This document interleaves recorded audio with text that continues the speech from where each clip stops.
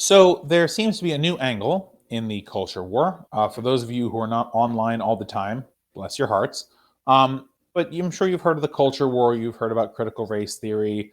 I'm sure you heard about that weird Tucker Carlson segment when he was like, "The liberals are going to make us drink Starbucks." Why? We hate Star. What do you even? Never mind.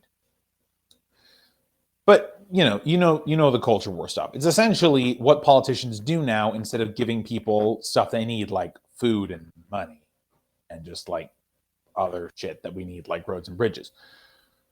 But essentially, this is where the political discourse is coming, and critical race theory was a wild success on the right. Lots of people were talking about it. Bills are being passed at the state level about critical race theory, even though literally no one is being taught critical race theory at the state level, especially like in high schools or grammar schools. um, it just isn't happening. Critical race theory is something I studied in law school. It's something you study at post-secondary education, graduate education.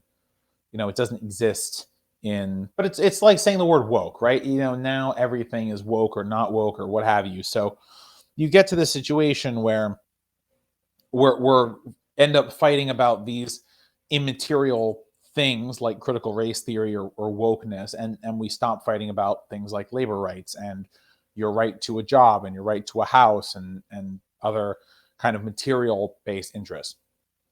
Anyway, the reason I bring all this up is because, as I mentioned, critical race theory was a great success for the right wing, and now they are taking critical race theory to the next level. That's right. Get ready for critical energy theory. Now, what is this? Who knows? Well, luckily, Mike Figueredo from the Humanist Report knows. And in one of his segments this past week, he was talking about critical energy theory. And this is where state lawmakers who are beholden to the fossil fuel industry are going to essentially say that critical energy theory is this lib plot to get rid of oil and gas and coal and replace it with renewables. And so they're now going to be passing these laws where, like, I guess they're going to stop people from talking about renewable energy or talking about it in schools and things. I'm not really sure what the exact details of this are going to be, but the exact details are not actually worth listening to. And if you want to listen to the Humanist Report talk about it, there's a video on that channel that you can talk about. The reason I brought it up actually is I want to talk a little bit more about this whole business with the culture war. And the thing that's kind of interesting to me is being kind of as well versed in politics and policy as I typically am. Critical race theory, critical energy theory was kind of shocking to me at first. The whole purpose of politics is policy, right? Like, it's right there in the name. We've talked about it on the show before, that the end goal of any political anything should be the enactment of policy, right? So, I'm a socialist. I'm going to advocate for policies that make the life of the worker better and that ultimately hand the productive levers of society to the average person instead of the capitalist, right? That's kind of my thing. But what's interesting about the culture war and cancel culture and wokeness and critical race theory and critical energy theory is that none of these things actually move us in the direction of materiality at all. And I actually think the culture war is slightly different than what are called social issues, because social issues oftentimes they have to do with an individual's rights. They have to do with an individual's access to a public good, whether it's voting or good quality schools or higher academic institutions or better paying jobs. I actually think there is a materiality involved in social issues, and I don't like the idea that you pit social issues against economic issues, which are kind of the hard numbers, things like wages, hours, vacation time, sick leave, and that kind of stuff, right?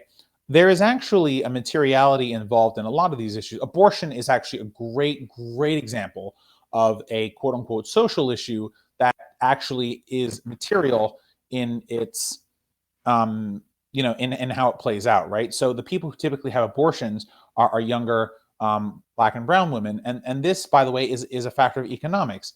Part of it is because unfortunately this race is often a proxy for class. It's not perfect, obviously, and Jen Pan did a great segment on Jacobin about how that's not always the case, but it does tend to happen to people who are poor, and oftentimes black and brown individuals are poor. And rape as a violent crime typically happens to those who have less financial resources. But by the way, rape happens to all sorts of people, but it just so happens that wealthier individuals who are often white have the ability to go to places where abortion is legal and get an abortion if they want one without any muss or fuss. But, abortion then becomes this issue, which, although on its face, it is purely a issue about whether this medical procedure, which, by the way, that's what it is. Abortion is a medical procedure. It's a sexual health procedure, is good or bad, which seems like it's not material. It actually rolls out into levels of materiality that make it into more of what, people would ordinarily call like, you know, um, an economic issue. So I don't like the idea of like taking social issues and economic issues and running them separately. I think the real divide is between economic and social issues over here, and actually kind of this culture war stuff over here, right?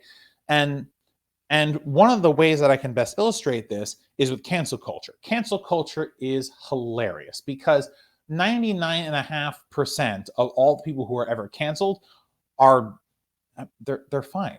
Like they have like they start doing stuff after a week, or their career is not impacted at all.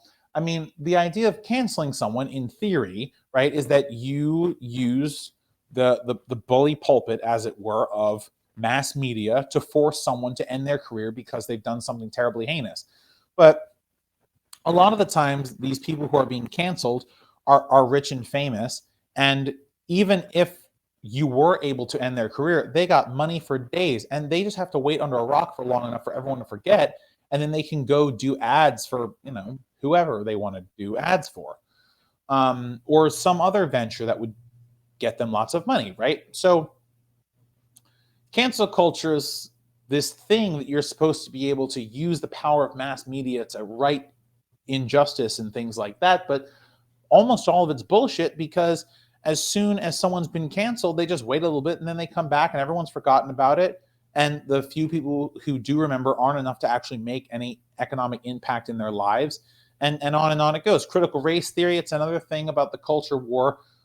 People are passing bills about it, but these bills and things, they don't have any materiality, any material effect on people. Now, true, it does appear that some of these bills are rewriting the history of the United States, and I think there is some cultural significance there. But that's what I'm talking about, right? These are the culture wars because that's all it is. There's no economic component to any of what's going on with the issues that kind of fit into the culture war. And actually, one of the reasons that I think the major political parties are starting to move in the direction of these culture war issues is because they are so bought and owned by the donor classes that they don't really have anything else they can offer to you and me and the regular people. So if they get us arguing over this bullshit that literally has no tying to economics whatsoever, then everybody wins. The Democrats win because they're fucking losers anyway, and they don't have to then do anything except for kind of virtue signal on these issues. And the right is so bought and owned that they don't have to, that all they want to do is cut taxes for the rich, and they've pretty much done that already to the extent it can be done. I mean, the rich pay some taxes, but it's pretty much nothing.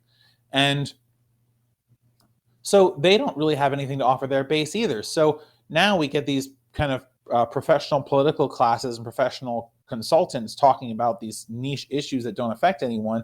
Meanwhile, the rest of us are out here with bad jobs and bad wages, and it doesn't affect us. But we have these gut reactions to them because, either we feel a particular kind of way, or the issue is devolved into some kind of way that we don't like. And you feel compelled to have an opinion on these things, even though they don't matter. And then you get distracted with that. And that's all this is. It's it's just distraction.